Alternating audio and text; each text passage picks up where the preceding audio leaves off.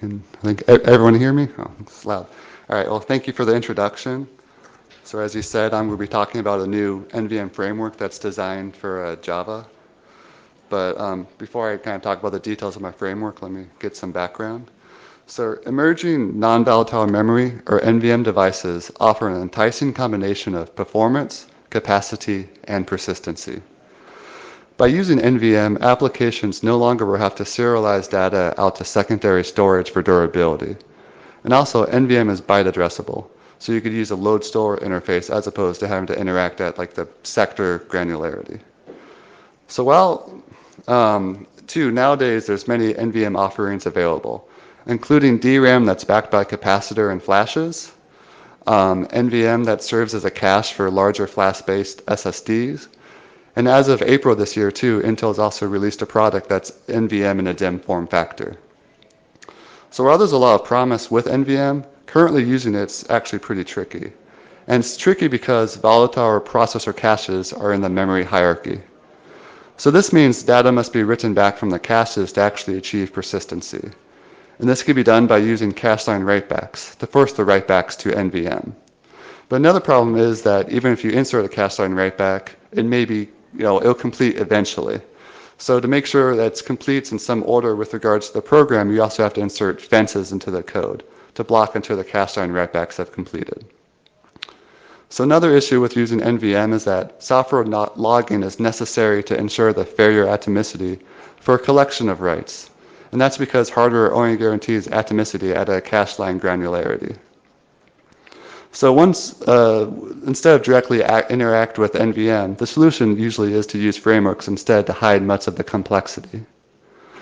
So in this talk today, I'll first try to describe the current NVM framework landscape, what their features are, and what I think their drawbacks are as well. I'll then present AutoPersist, which is my new framework that's easy to use and it's in Java. I'll explain its programming model, provide some examples of how to use it, and also briefly describe what the implementation details are. And for the final part of this talk, I'll describe how AutoPersist performs and then performs favorably against existing Java NVM frameworks. So currently, when using frameworks, the user must perform some of the following actions. They may have to manually identify which objects should reside in NVM. They have to add cache line writebacks and fences after stores to make sure these stores actually complete persistently. And if they want some failure atomic regions, then they have to add logging. And if they don't want to do all these markings, then the only other option right now is to use previously marked data structures or libraries. But if they want to use some data structure that doesn't already have these markings, they're out of luck. They have to add them. So kind of to make this more concrete, consider this example here. When you have a persistent list, or you want to make a persistent linked list, and you just want to add an element to the front of it. So this is a very simple code, but if you want to do this in a persistent manner, what you have to do is first, when you're allocating the new list node, you have to say this new list node should reside in NVM. And then also after each store, you have to make sure that these stores are actually propagated back to NVM, so you have to insert cache line writebacks. And then finally, if by the time you want this method to return, if you actually want stuff to be persistent, you also have to insert a fence to make sure that all these cache line writebacks have been completed. So you could see even for like a simple method such as this, you've had to add 4 markings to the code. You could imagine as methods get more complicated, you want to just do more advanced things, it becomes a pretty quickly an intractable problem. So really the drawbacks of current NVM frameworks is that you really have to identify all these objects which should be allocated in NVM and also insert cache line writebacks and fences. Because you have to insert all these markings, it's really easy to introduce bugs. Both correctness bugs, where markings are missing, and performance bugs, where you are overly conservative with your markings and add too many, which could affect the performance. So kind of another high-level problem with this is that cache line writebacks and fences are very generic instructions, and it makes it difficult for the compiler to perform optimizations. Because these are generic instructions, the program's intention is not really visible at the compiler level. So to kind of remedy these shortcomings, we've designed a new framework, which we call AutoPersist, which we've tried to make it easy to use. So for AutoPersist, we've focused on programmability first, And then we rely on compiler optimizations to achieve high performance. So when designing AutoPersist, we've tried to make it tailored to managed languages so that we're able to effectively leverage the runtime features of them. And also we find that while the goal of AutoPersist was just to have something that's very programmable, it's also higher performing than existing Java NVM offerings. So in the AutoPersist programming model, the user must identify only a durable root set and failure atomic regions. The durable root set is the set of objects directly referred to at recovery time. And to identify durable roots, the user has just to add annotation to the code. I'll provide an example of this later to make it more clear. And also for failure atomic regions are regions which should be atomic from a crash consistency perspective. And I'll also provide an example of this as well. But once you've identified all these durable roots and failure atomic regions, then the AutoPersist runtime automatically dynamically detects and monitors the transitive closure of durable roots and ensures everything reachable from a durable root is in NVM. And so to make sure this actually holds true, it's the responsibility of AutoPersist to dynamically move objects to NVM throughout execution. Another thing AutoPersist does is it ensures stores to persistent objects are performed correctly. And this means it automatically inserts the needed logging, cache line writebacks, and fences. So here's an example. Let's suppose that this durable root is pointing to an array of ints. In an example like this, it's very easy for AutoPersist to make this data structure persistent. It just has to make this one array persistent, and then you're done. However, though, let's consider you have an array of objects. If that's true, then really what you have is an array of object pointers that then point to other objects, right?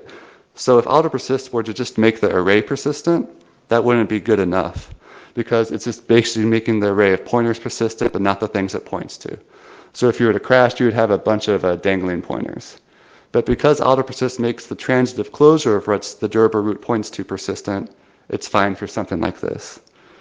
So by making the transitive closure persistent, really you don't have to have that many markings to the code. So like, say if you want to make a tree persistent, you just need to make the root node pointed to make a durable root point to a root node, and you're good. Likewise for a linked list, you just need to make sure the durable root points to the head node of the list, and then transitively it will make everything persistent. So kind of circling back to the original code I had before with the Java flavor, if you want to make a durable list persistent in AutoPersist, you just need to annotate the head node, and then you're good to go.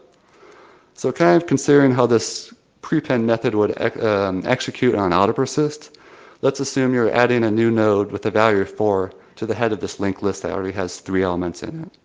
So normally you'd allocate the object, then populate the fields appropriately. And then if AutoPersist were not to intervene, what would happen is that the durable root would now point to 4. But 4 is in volatile memory, so obviously this is wrong.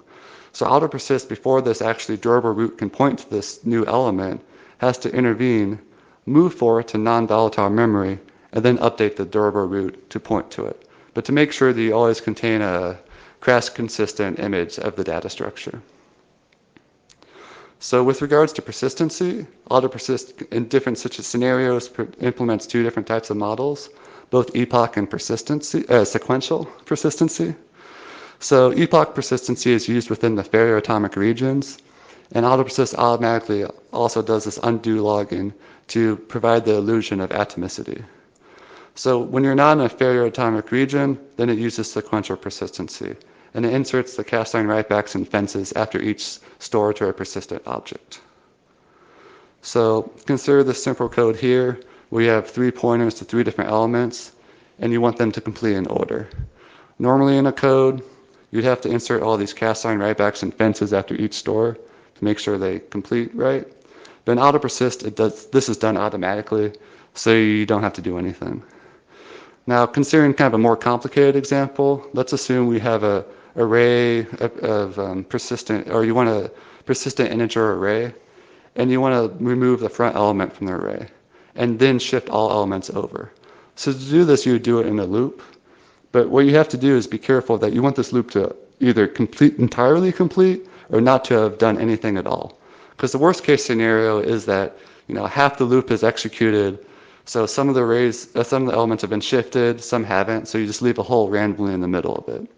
So to prevent a scenario like that, what you'd have to do, normally, this is before AutoPersist, is you'd have to create a log. Before you do these update the values, you'd have to append the log with these new entries. You have to make sure these updated values are actually propagated back to NVM. Then at the desired point after this loop, then you'd have to clear the undo log as well. But in AutoPersist, instead, you just have to label the region as a failure atomic region. You have to just surround the loop with that, and then automatically it does all this logging for you. So to provide all this runtime support AutoPersist has, we had to extend the semantics of several JVM bytecodes to perform AutoPersist runtime actions. And another thing we had to do is we had to add an extra object header words to contain all this persistent state metadata. So for our evaluation, we implemented AutoPersist on the Maxine VM. It's a research JVM originally developed by Oracle, and we actually run on a real system provided to us that has real NVM DIMMs on it. So for the point of this talk, or for the purpose of this talk, I'm going to show our comparison against Espresso. Espresso is another JVM Java NVM framework. But in it, you have to label what objects must be persistent, and you also have to insert all the cache line writebacks and fences you need to add, or you want to make sure that the code executes in a crash consistent manner. So with regards to applications, I'll show kind of two sets of them. One set is we kind of identify as KV store, which is a key value store server. For this set of applications, we modify the implementation to use AutoPersist annotated data structures. And we test with two different types of data structures, a B+ implementation that we call Java KV, and funct, which is a functional hash map. To evaluate the performance of these KV store applications, we run them on the YCSB workloads. So we also have made some kernel applications for just simple data structures. They're a collection of different array list and linked list implementations. And for each of these data structures, we run a random sequence of get, set, update, and delete operations. So before showing the performance results, I'll show kind of how many markings had to be added to the code, both for AutoPersist and the Expressor implementations. For the KV store applications in AutoPersist, we only need to add 10 markings, whereas for Expresso, we need to add 100 markings. This difference was even more pronounced in the kernel applications. So for AutoPersist, we only need to add 9 markings. For Expresso, we had to add over 300. Obviously, this is kind of a rough metric of programmability, but the more markings you have to add, the more opportunities you have to make mistakes. So it's nice to not have to do this too often, as is done in AutoPersist. So here's a result of the KV store performance. On the x-axis are the different YCSB workloads, while on the y-axis we show the normalized execution time. The black and blue bars are the Expressor versions of funct and Java KV, while the yellow and red bars are our AutoPersist versions of funct and Java KV. And what we find is that on average, AutoPersist is 31 and 28% faster than the Expresso versions of funct and Java KV. However, though, AutoPersist, for some different workloads, it performs significantly better, while for some it's similar to Expresso. So in particular, AutoPersist has significant performance improvements for update-heavy workloads, including A, D, and F. So the reason for this is the way that AutoPersist is able to more efficiently add cache line writebacks to the code. So in Java, the machine-level layout of objects is hidden from the programmer. So this makes it tricky for Expresso, which actually is implemented at the source code level. So for it to be actually correct, it has to be conservative, and it has to insert a cache line writeback to each field that's within the object. However, in AutoPersist, when an object becomes reachable from a durable root, then the object is entirely made persistent efficiently. And because AutoPersist we modify the JVM, it knows the object's internal layout, and it only needs one cache line writeback per cache line. So the main takeaway is that AutoPersist is able to limit the number of cache line writebacks needed when initially persisting objects. And that's how it's able to outperform Expresso. So here's the results for these kernel applications. What we find is that on average, AutoPersist is 59% faster than Expresso. And kind of as before, Depending on the different data structures, the ones that create a lot of new objects, AutoPersist significantly outperforms Expresso.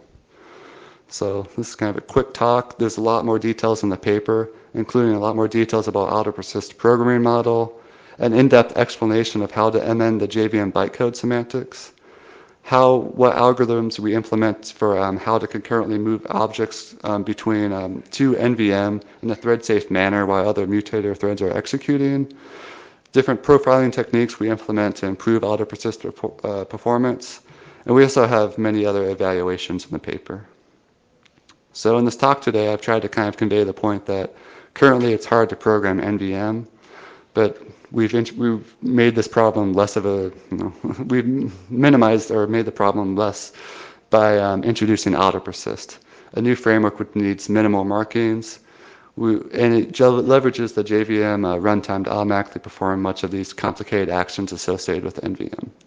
And what we find too is while we've tried to make AutoPersist mostly we focus on programmability, it's also able to outperform existing Java NVM frameworks. So thank you for your time, and I guess I'll take questions now.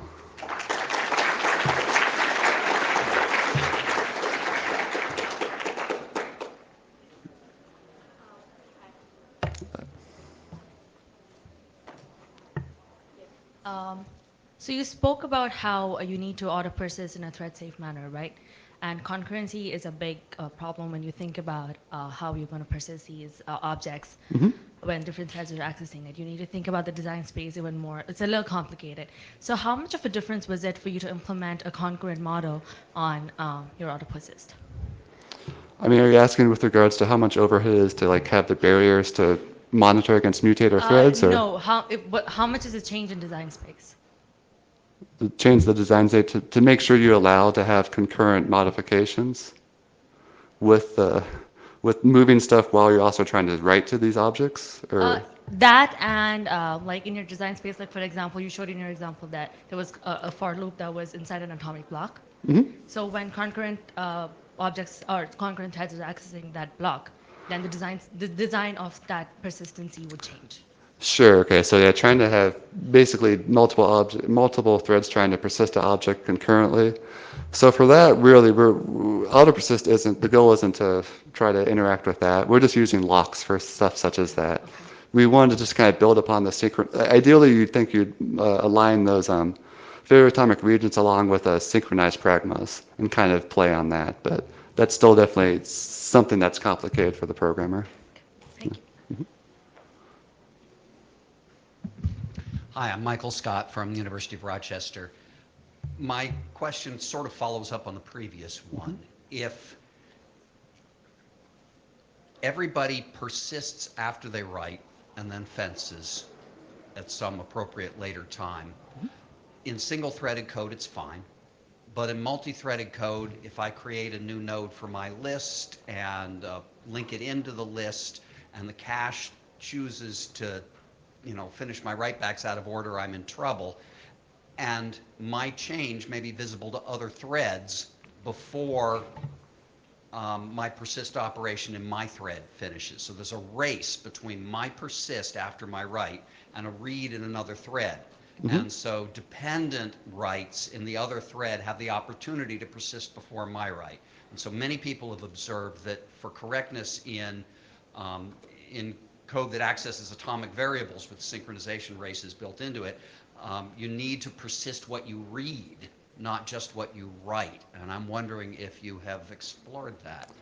No, really, with regards to all these multi-threaded models with races, allowed races or something, yeah, that's something that I'd like to look at more in the future. But with regards to the work right now, we haven't looked at that in too much detail. Okay. Without it, I'm afraid that you allow people to write code that's just simply incorrect. Well, yeah, if they don't do the right lock-in, the code will be incorrect. So it's just a balance of how much you have to change existing code, how likely they are to introduce mistakes. Yeah, so maybe the short answer is that this works for code that is locked, but it does not work for non-blocking data structures at the moment. Yes.